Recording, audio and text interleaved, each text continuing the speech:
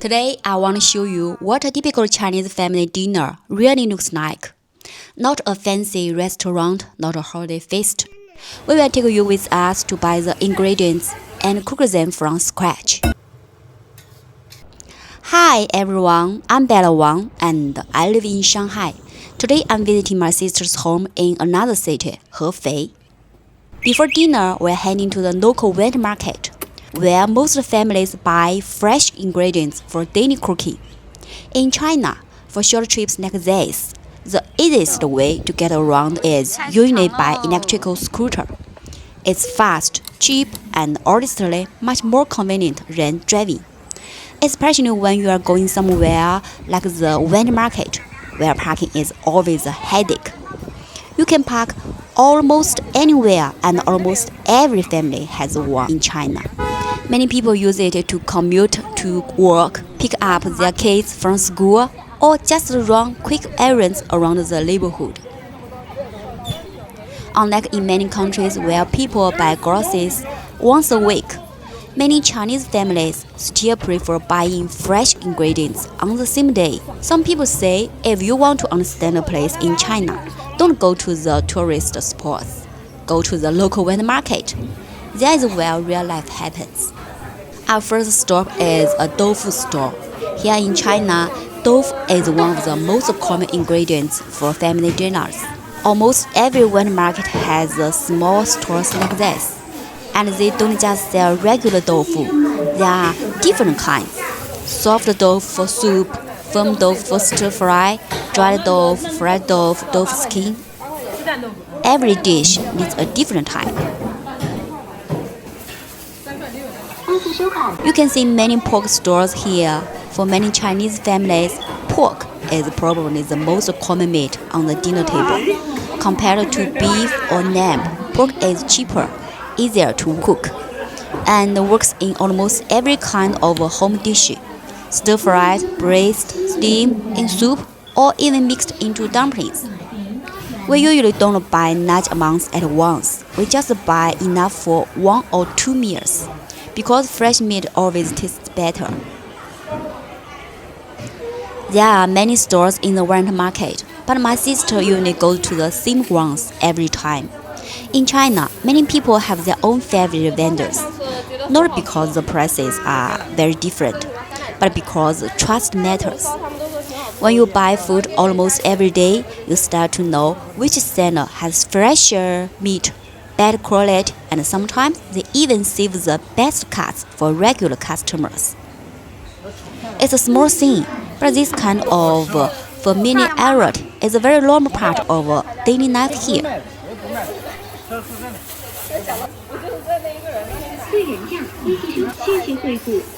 On the way, we also stop by a cooked food store for some braised pork intestines. I know for many people outside China, eating organ meat can sound a little unusual or even hard to accept. But in Chinese cooking, ingredients like intestines, liver, chicken feet, and duck blood are actually very common. Now we're heading to another store my sister always visits.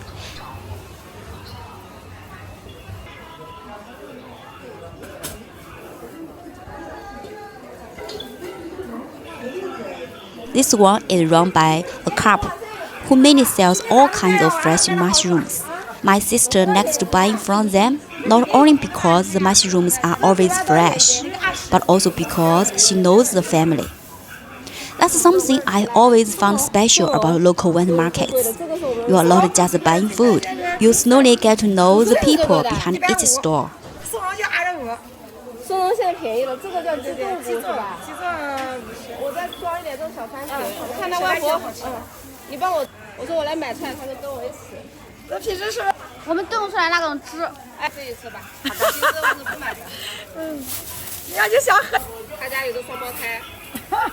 Now we are moving to the next store.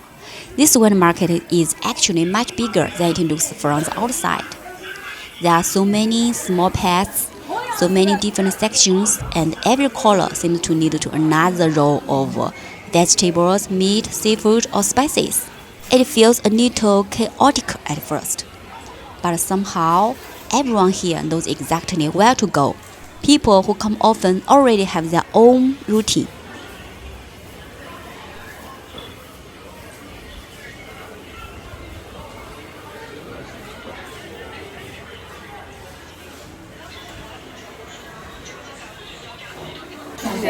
Sometimes the vendors also have fresh seasonal vegetables that arrived that same morning. When that happens, they often recommend what to buy and even tell you the best way to cook it. That's another reason why many people still prefer shopping at the winter market instead of the supermarket. You are not just buying ingredients, you are also getting cooking advice from people who handle these foods every single day. Almost nobody brings cash here, even in small winter markets like this. Mobile payment is everywhere. You simply scan a QR code and pay with your phone. It's fast, easy, and honestly, most people don't even remember the last time they used cash. For daily life in China, your phone is basically your wallet. This store sells freshly handmade dumplings. You can watch them wrap each one right here in front of you. Now we're heading to the seafood section.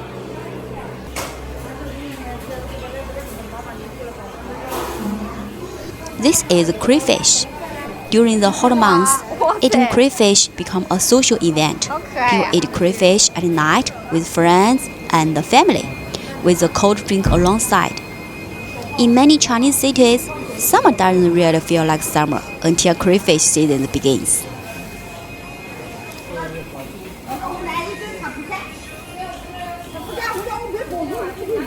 We also buy some fresh squid.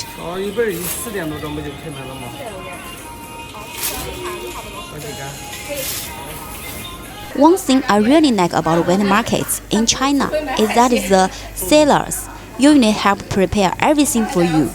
They clean and guard the squid, so when you get home, you just rinsing it with water and begin cooking.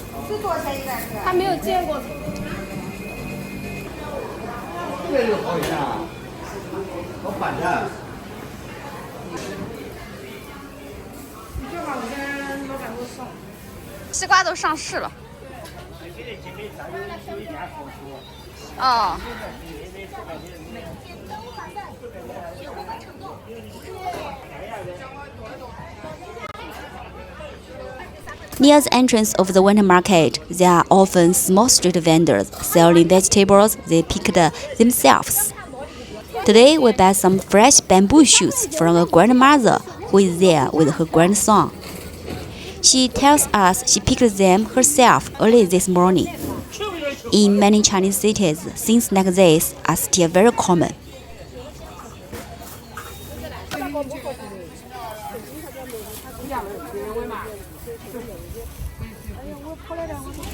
哇，这个好古老的称呐！多少钱？3块。因为得切回去喝的嘛，还喝。哎，小回去喝过头。对。那我家这里都多。要不去2块钱200嘛。Now we're heading back home. 那我要做的话，我就随便我一上市。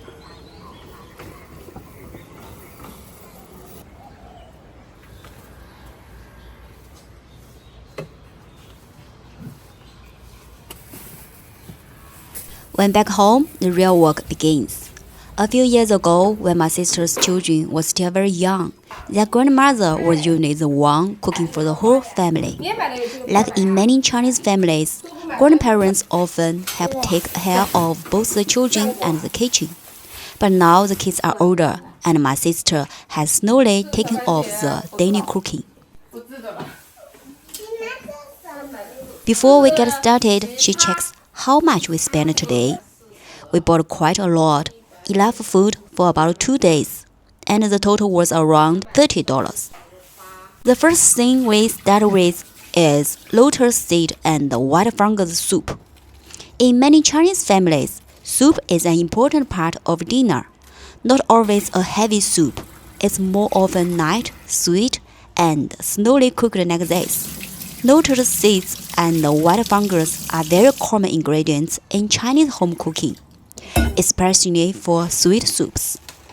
People believe it's good for the body, helping with sleep and bringing a sense of balance to the body.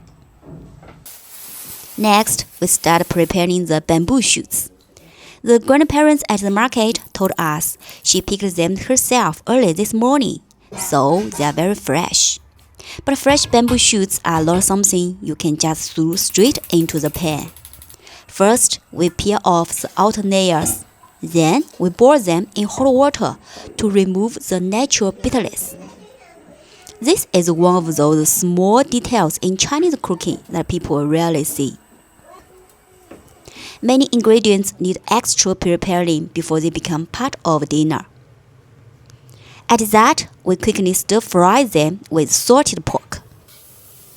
Nothing fancy, we are just letting the fresh ingredients speak for themselves. By the way, our kitchens almost have a door and a very strong range hood. Next, we make cold lotus root salad. Lotus root is a very common vegetable in Chinese home cooking. It grows underwater, and when you cut it open, it has a beautiful little holes. For this dish, we cut it, boil it briefly, and then mix it with garlic, vinegar, and sesame oil. The texture is the best part, crisper, fresh, and slightly crunchy.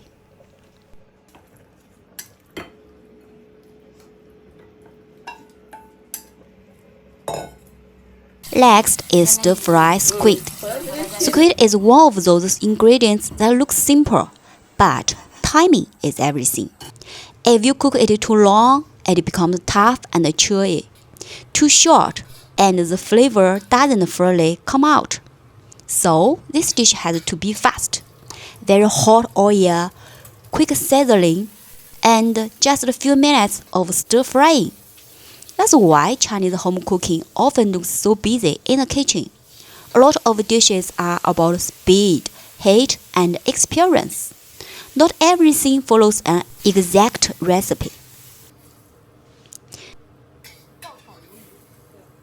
Next is braised pork with mushrooms. This is one of those dishes that feels very home-style in China. Almost everyone has eaten some version of it growing up. The mushrooms were boiled this morning are perfect for this because they absorb all the flavor from the meat. That's actually why mushrooms are so loved in Chinese cooking. They don't just add texture, they soak up the sauce, the oil, and all the richness of the dish. Next is stir-fried pork intestines. They are cooked with strong flavors like garlic, chili, ginger, and soy sauce. When done well, the texture is rich and slightly chewy, and the flavor is much better than most people expect. Some people love it, and some people love touch it, even in China.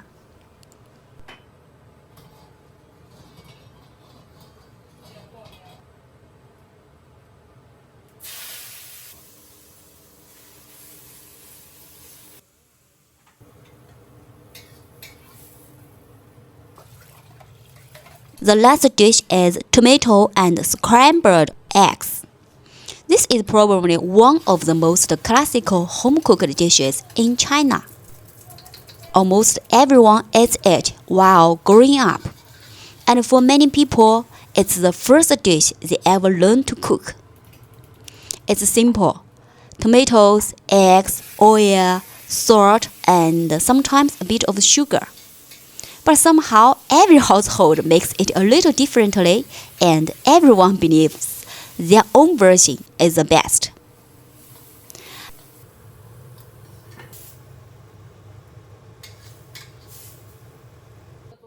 Finally, dinner is ready. 7 people at one table with a full spread of simple home-cooked dishes. This is what family dinner looks like in many Chinese homes. The dishes are placed in the center, Everyone shares everything, and the whole family finally slows down and sits together. We talk about small daily problems, and sometimes nothing important at all.